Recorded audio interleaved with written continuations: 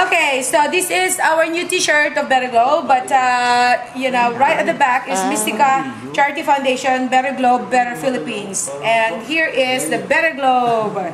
Yes, so this is a very good quality t-shirt right now. Okay, and look at that. That's Jason, the video man.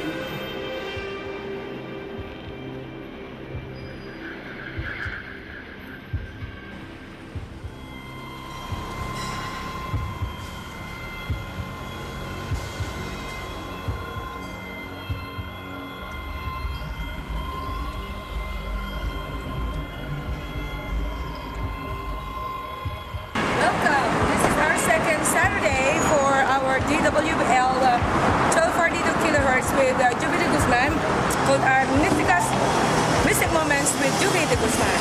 Alright? Featuring Better Globe, Better Philippines. So we're gonna have 1:30 to 2:30 p.m. as usual, and this is our second time.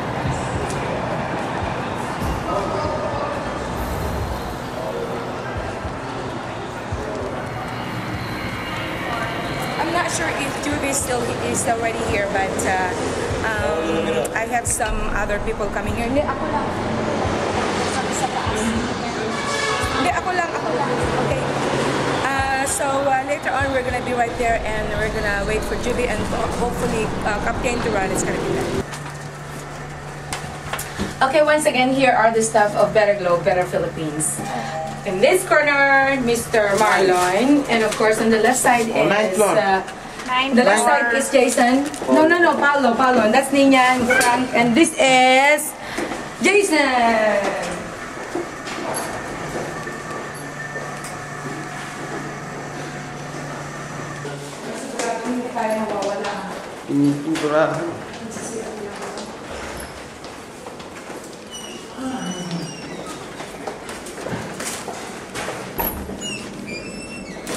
Ano ba? Ay, sorry.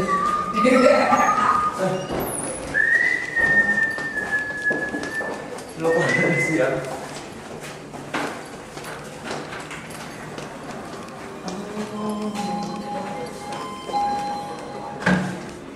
Papasok na yun.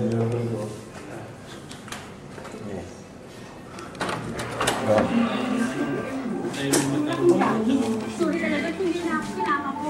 Ngayon na, dalawang gamitan. Dati kasi lang mga pataas lang. Ngayon, sabi na unang asawa ko. Figure down at 7 pesos lang ang dalawang larawan na dapat ko sa pagkakuro at sasalita na sa aling at ay Now we got all the very VIPs, very important people. On my left side is Captain Rolly Durana.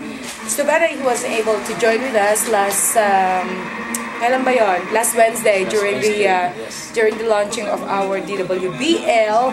But anyway, right here he's actually here right now to join with us. And of course we have Mr. John Carlos. Remember that time when he was actually greeting me on when we were having the live program? So that's Mr. John Carlos, and he's going to feature me on his top 40. Yes, song hits. Yeah, so he's the one in charge for the song hits, and with him, Mr. Oscar Opinion. Ayan, so he's actually with Mr. John Carlos. Sino mga yun? May kumakawan na gwapo doon. Si Henry yun, kasama ko. Si Henry? Okay. Henry pala. Okay. Ayun, si Mr. Henry also. Ayan. Kumusta po? But Juby is actually taking her break time. So I guess she just went out to have her lunch or whatever. I don't know, but she's gonna be here for sure. Nga pala, si Henry nga pala siya presidente ng musika ngayon. Talaga? Wow! Yung samahan ng mga Kaya wala lang tayo sa akin. professional singer, tsaka ng mga sikat na Bigyan mo ng number, recording card. Simple. Bigyan mo na ng number. Oo.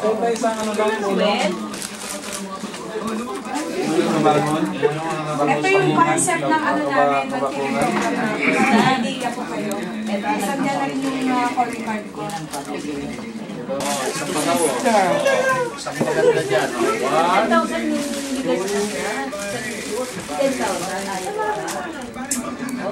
cookies, siya nag-aawas yan.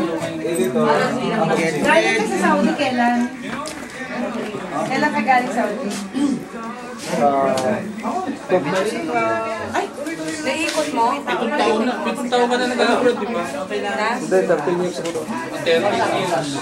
O, dyan na ang detalye lahat ha. Nagsusulat mo. Papalitan ko na yung The top-rated music station at Picada 80. Wala kayong ano. Wala. Dalawa lang. Alimin kayo ng aming kilalang Ano yan? Kuya, ay, may headset ka pang isa. Okay lang. Okay lang yun. Okay na yun.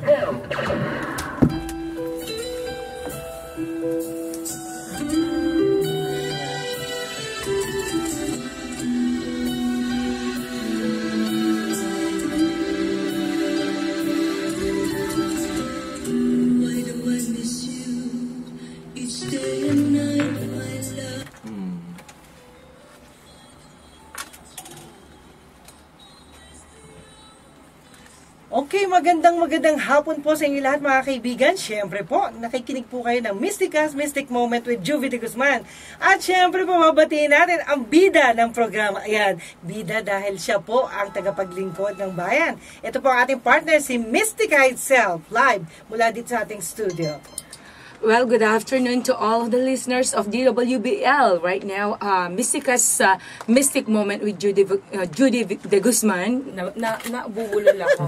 It's Ang okay, hirap pala it's talaga okay. yung pag nag-English tapos nagtatagalog at the same time. Yes. But anyway, on my left side, I'd like you to know that I have a very, very handsome guy here, Captain Rolly Durana. And on his left side also, none other than Mr. Henry Simaniego. Welcome! Yes! Yeah, good afternoon everyone. And of course, pabatiin mo natin, Mystica, yung ating mga katabing guwapings. Of course, mga kababati ko lang ha. Hindi, ito mga nandito rin. Ito, Yes, I'd like to sige, mention sige. also the Mystica Charity Foundation's staff and of course, Better Globe, Better Philippines staff. None other than Nina, Jason, Paolo, Frank, Marlon, and of course, Joel. Andito sila ngayon. They're actually supporting this project right now called Better Globe, Better Philippines. And not only that, Jun Carlos is here with us. Oh, yun. Hindi kasi nagpakita. Ay, doon pala. Mr. John Carlos and Company. Yun, taga-Saudi po yung kasama doon. Anong pangalan niya? Cup. What's his name? No. Oh, okay. Yeah, to all of my friends Kasama. in Saudi, Marcelo Flores, Saudi, speaking of Saudi. And of course, to my boss, our CEO, Chairman of Better Globe Marketing Philippines Incorporated, and of course, Better Globe Group in Norway, and of course, BetterGlobeForestry.com. None other than Mr. Reno Solberg, and of course, to everybody, Dr. Pons Abarin, who was actually there during our launching. Yes. Yeah. And congratulations, Mystica. Talagang nakita ko, marami nagmamahal sa'yo. Yes, of course. And with the help of yung mga taga-kama ko po ng Las Piñas, ayun, under the leadership of Pastor Tony Aglang and family. Thank you so much for being there. Not only that, you're being supported by everyone, especially the pastors, the NGOs, the policemen, grabe, tsaka media practitioners. Of course, pero kailangan mag-explain si Captain Durana kung bakit hindi po siya Ayan. nakarating. So, I need some explanations, Captain Wally Durana. Why weren't you able to make it? Yes, anyway, magandang hapon po sa inyong lahat. Narito naman po tayo muli dito sa Better Globe. At ito po ay napakaganda at ibang tema ito. Ngunit karugtong din po ng mga anak marino ito ng Pinoy Pride natin. At isa sa Pinoy Pride natin ngayon nakasama dito, ito nga si Mystica at si, of course, yung ating idolo na si Miss Juvie de Guzman at itong aking katabi na si Mr. si Henry. partner Henry.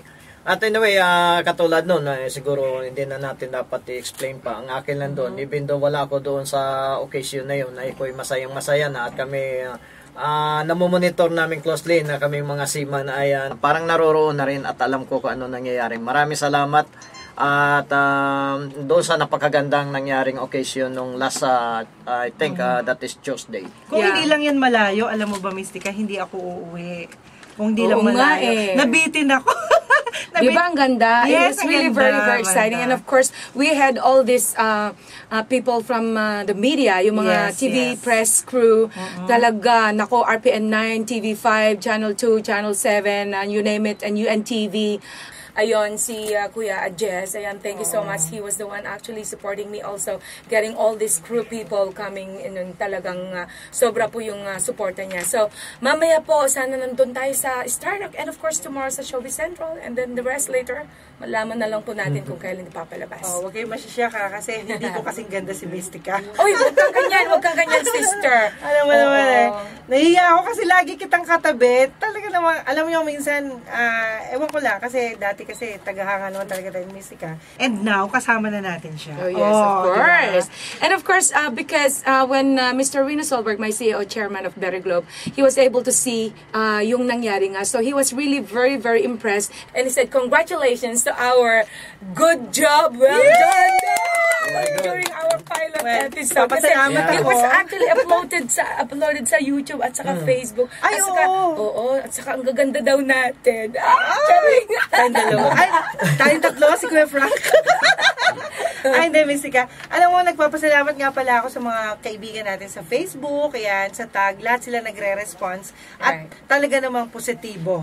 Yes, that's true. And of course, for all the details, they can actually go to www.mysticacharityfoundation.org or www.betterglobeforestry.com for all the details, because this is actually a charity system with interest. So just like what I said the last time, Captain, right? Yeah. That in every donation they would give or they would support, they can actually get 12.25 times of what they have donated after 20 years. But on the 5th year, they can actually start gaining at least 15% each year. Kasi ito po yung charity system po na hindi lang sila nagdo-donate. They're not just donating, but they can actually gain back something. O di ba ang saya? Yes, oo. Totoo yan. At mga kapatid, kayo ho, nakikinig kayo, lalong-lalo na yung ating mga makukulit. Sabi nga, makukulit na kaibigan dahil mayat-maya talaga namang lahat ng telepono ko tinawagan na. Oo nga. Pero natutuwa po ako sa mga tumatawag na kahit na hindi ko nga nakakausap dahil una-una, iba yung sumasagot ng phone ko dahil hindi ko hawak yung mga numbers ko. But anyway, dahil nga ho nandito si Mystica na naman para ho sa ating lahat, ay gusto lang ho namin i-explain, no? Ako ho magtatagalog, si Mystica mag-i-English dahil ho marami ho tayong mga listeners abroad also. So, ang akin lang pong gustong ipahayag sa inyo na ang pagtulong ho ni Mystica ay sa pamamagitan ng isang pagturo ng tamang daan para ho ma-improve ang ating buhay. Sa papaanong paraan yan? Yes, that's right. And of course, to all those people who would like to text us, you can actually text me at 0908-885-7288. And your cell phone number? Yes, 0917-349-3142. And Miss Juvie? And of course, 0928-42-99548. Right. And I'd like to give a chance also for Mr. Henry to actually say something regarding our project, kung ano po ang masasabi niyo po tungkol dito. Maganda. Maganda po talaga, di ba? Yes. Nakaka-inspire yung mga plano nyo kasi makakabigay ng mga pag-asa para dun sa mga nangangailangan. Yes, tama po. Kasi ayan, para sa mga nangangailangan. Yan, before I forget, kaya ang ating mga... Hindi. Kasi malaki ng pangangailangan. Lahat tayo po may pangangailangan.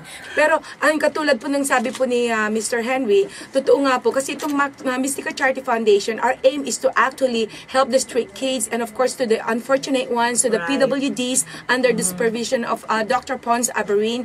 And of course, yung mismong pinaka-main po na papuntahan po ng na-donate nila would be for the environment. Meaning, para sa trees po. So, in every meron bang website yan? Meron po. mysticacharityfoundation.org or betterglobeforestry.com. Kasi in every 1,000 donation po, it will go also to our environment. Meaning, magpa-plant po tayo ng mahogany trees to be planted in Kenya. So, bakit po Kenya? Kasi po ang Kenya, that's actually, okay, ganito po ang mangyari. Kasi, doon po yung mga mahogany trees na suitable lang po sa arid land, meaning to say sa mga disyerto, arid land or semi-arid lands. And of course, because our aim is to actually plant billions of trees, as a matter of fact, 5 billion trees po ang aming layunin for the next 20 years.